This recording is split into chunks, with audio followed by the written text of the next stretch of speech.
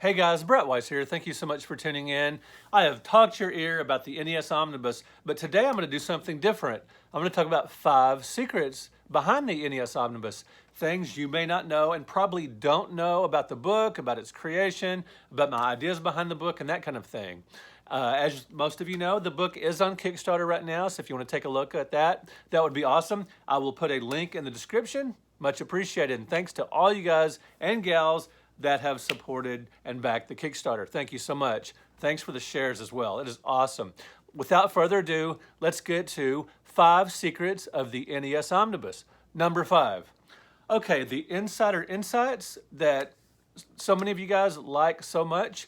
It's what I hear most about my Super Nintendo Omnibus books. People love these stories, nostalgic stories. The basic idea for the insider insights, not mine.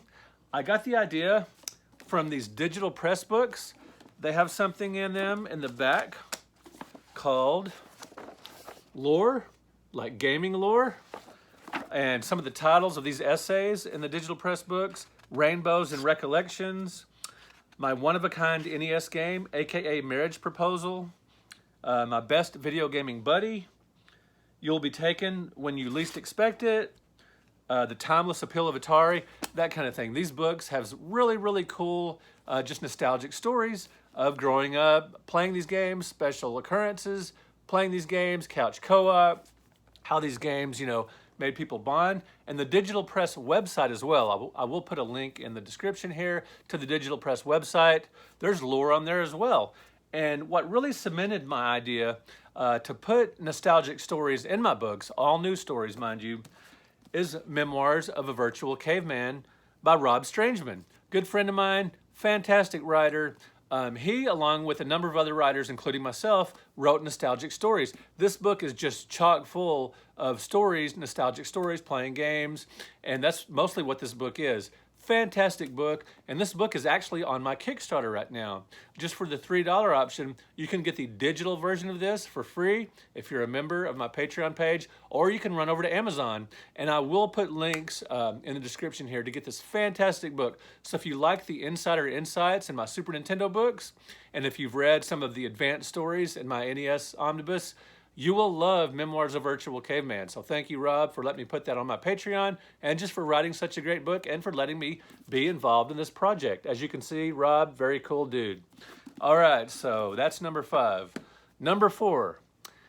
So when I started the NES Omnibus, I was hard at work on an altogether different project. It did have to do with retro gaming, and it was a book.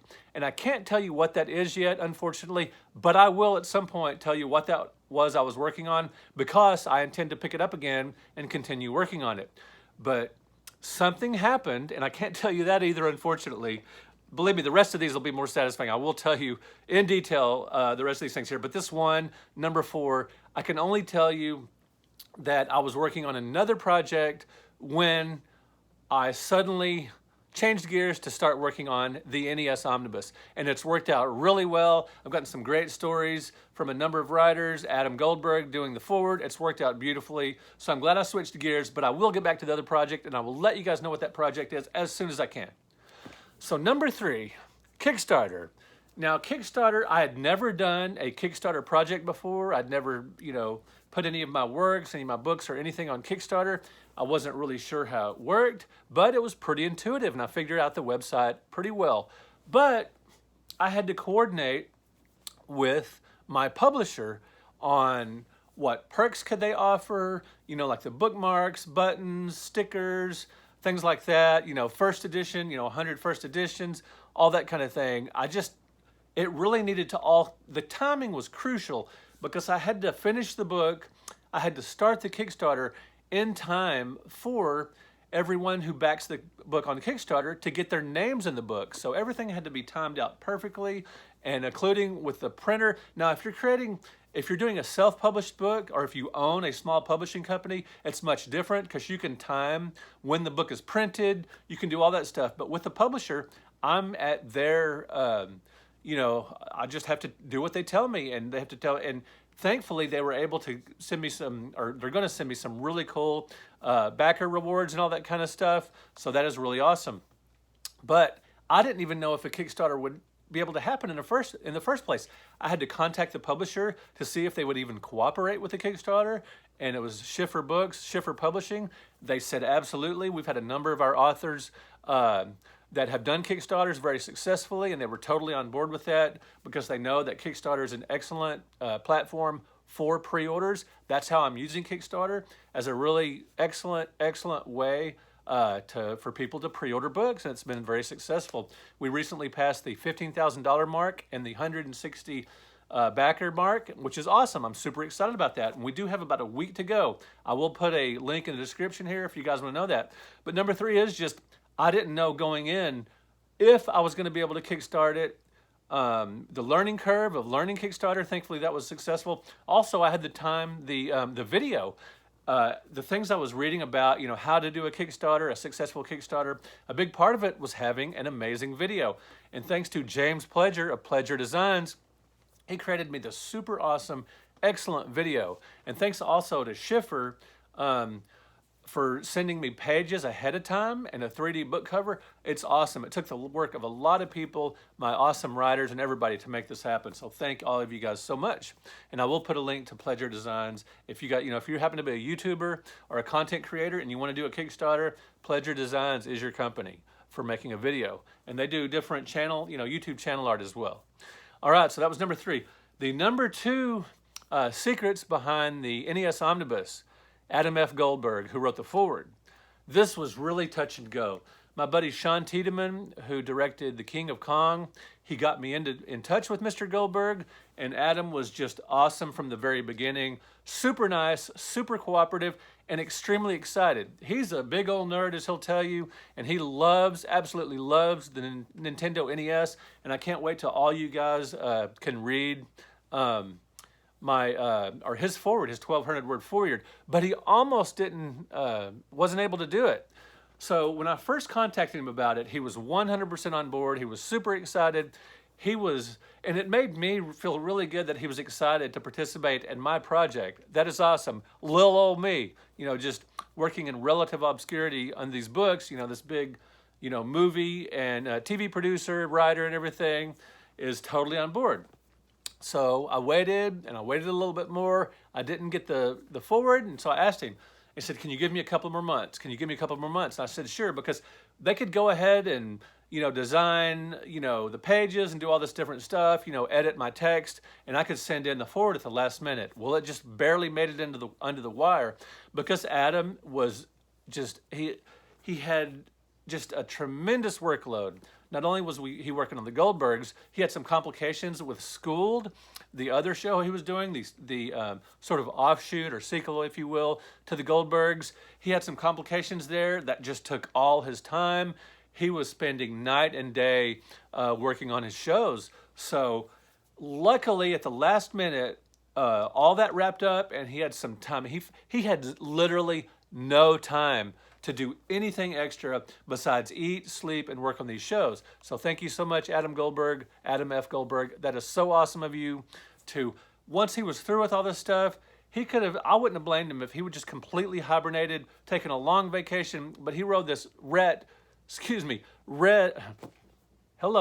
wrote this amazing forward, and it's just so great, and you can tell that he really took a lot of time to go back in his mind and just really remember these amazing, the way he got his NES, how his parents, the Goldbergs, Bev Goldberg, actually, Murray Goldberg, that are sort of depicted in over-the-top fashion on TV, but not too over-the-top because, if you watch the show and you see the little clips at the end, they were pretty interesting parents, and he has some great anecdotes there. So thank you, Adam F. Goldberg.